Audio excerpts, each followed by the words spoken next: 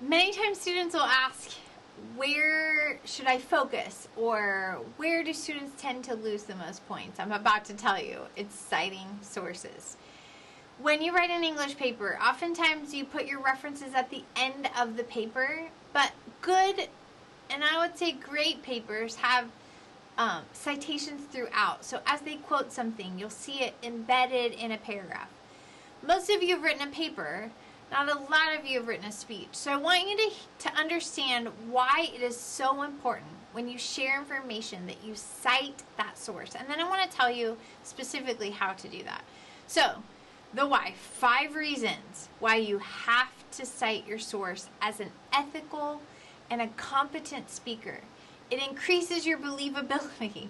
It increases your integrity, and it allows your audience to trust you. It demonstrates the depth of your knowledge. You're not just sitting around talking. It says, I actually researched this and I know something. It also demonstrates your reliability. It would mean that people might ask you more often to talk about that, or if they need to know more, they would approach you about it.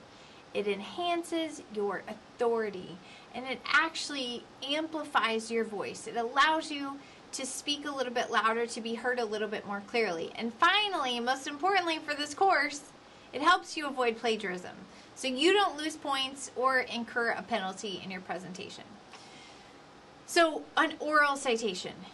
When we are sharing information, and especially credibility, we're building a bridge to help our information travel. So I have a book that I love called Think Again.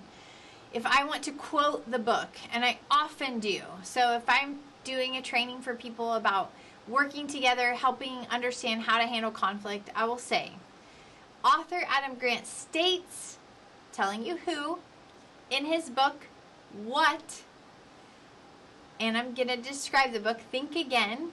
So I'm explaining, right? I'm telling you who, what type of source, and what source. And then I'm going to answer the question when. Author Adam Grant states in his book, Think Again, published in 2021, that the highest performing teams encounter conflict or disagreement early and often. So I'm quoting information from his book, but I'm telling you who wrote it, I'm telling you what the source was, what type of source, and then what the source was. So in his book, I'm saying book, so I'm not saying in his article, right? I'm giving you the title of the book, I'm telling you when it was published. All right, a lot of you are going to use websites, and sometimes that's normal, so I want to really make sure that you understand.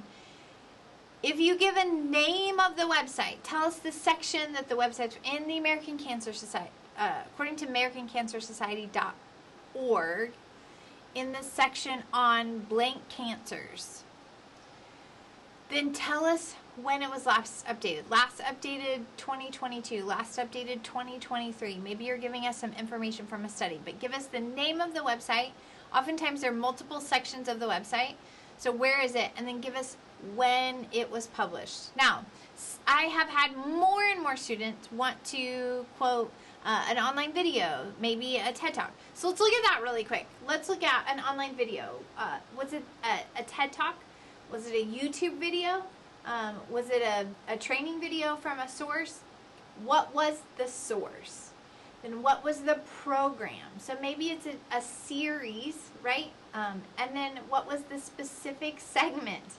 So you're going to need to tell us like YouTube or TEDx, and then in the series on blank, this segment, right? So this specific training, this specific title, and then tell us when it aired in 2019, in 2023, 2025, right? Let us know when it aired. So those are some specific examples of what you need to include.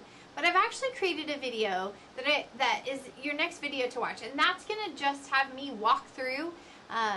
The video may look a little bit dated, but it's going to walk through topics that I may or you may present on, and then give you sample oral citations. So when students say, what's it supposed to sound like in my speech? I don't understand, because it's not how I talk.